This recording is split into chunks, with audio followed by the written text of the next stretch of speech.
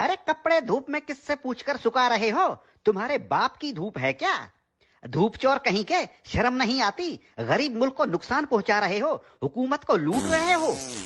अरे साहब, पूरी दुनिया के लोग कपड़े धूप पर ही सुखाते हैं, इसमें चोरी कैसी? जल्दी से अपने कपड़े उतारो। क्यों साहब, मुझे बगैर कपड़ों के देखना चाहते हो? अरे जो तार पर सुखाने के लिए लटकाए हुए हैं वो उतारो, अगर नहीं तो खर्चा पानी दो और अपनी जान छुड़ाओ। मैंने धूप चोरी करते हुए रंगे हाथों पकड़ लिया है। अगर जेल में डाल दिया ना तो सड़ते रहोगे पूरी उम्र, तुम्हारी लाश निकलेगी वहां से। धूप चोर कहीं के। अरे साहब, चोरी कैसी? अरे धूप पर हुकूमत ने टैक्स लगा दिया है, अब धूप पर कपड़े सुखाने का बिल आएगा।